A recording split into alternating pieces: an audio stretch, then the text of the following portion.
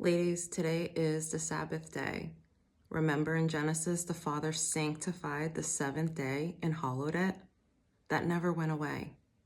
Okay, you need to look up what the Council of Laodicea did, Canon 29, how they changed it and called it the Lord's Day. They did what was right in their own eyes, and we are warned over and over again to not do that, to not be presumptuous.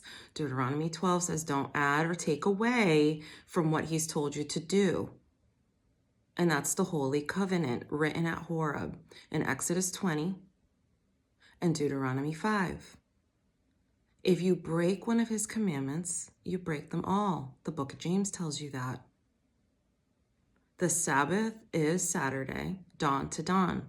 So any of you Torah movement, go read Lamentations 3. When are God's mercies renewed? Every morning. Every morning.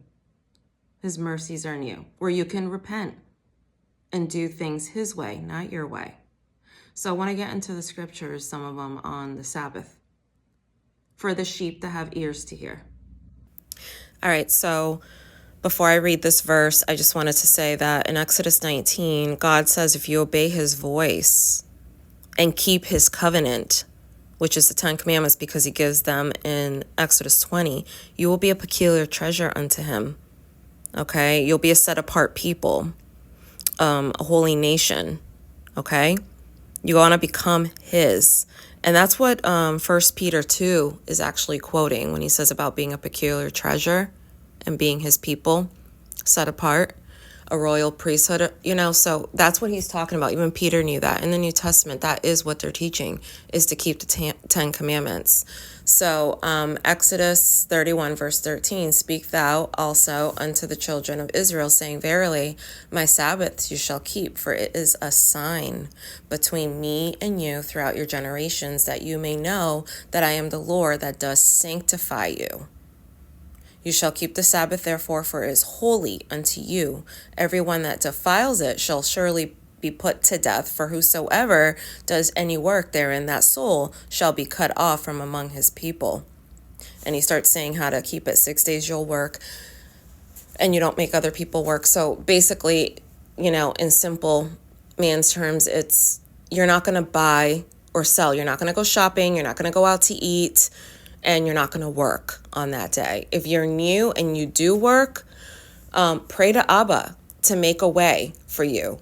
Ask your boss if he's willing to give you Saturdays off. I have many brothers and sisters that have great testimonies about the Sabbath.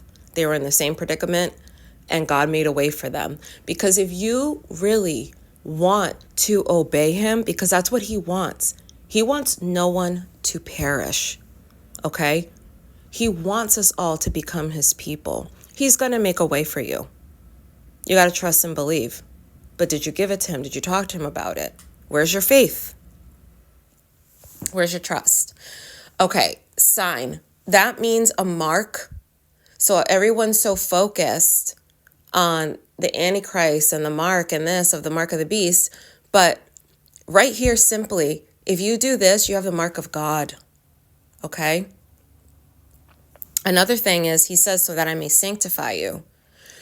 When you read his word and have his word wash over you, that sanctifies you, because Yeshua says in John 17, Father, sanctify them in your truth. Your word is truth. That's another way to get sanctified. So the Father is so brilliant that he made a way for us to all be healed even on the Sabbath day. It's a day of healing, a day of fellowshipping with him. I mean, look how busy everyone is nowadays. This society is go, go, go, running around like chickens with their heads cut off. And he made a day of rest, to physically rest, emotionally, mentally, a day that you could even fellowship with your brothers and sisters that are in covenant, that are like-minded. It's just a beautiful day. So you need to look up that word sign. It means mark. That's the mark of God. Don't miss out. Read Hebrews 3 and 4. Read Psalm 95. Don't harden your hearts, or you don't get to enter his rest. What do you think we're going to be keeping in the millennial reign? What do you think is going to happen in the new kingdom? Why is there going to be peace and safety?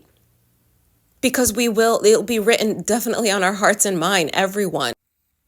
I also wanted to add Isaiah 58, verse 13 and 14. If thou turn away thy foot from the Sabbath, from doing thy pleasure on my holy day, and call the Sabbath a delight, the holy of the Lord honorable, and shall honor him, not doing thine own ways, nor finding thy own pleasure, nor speaking thine own words, then shalt thou delight thyself in the Lord, and I will cause thee to ride upon the high places of the earth, and feed thee with the heritage of Jacob, thy father, for the mouth of the Lord has spoken it. You want to become his servant, you want to become Jacob, you want to repent and do right by him.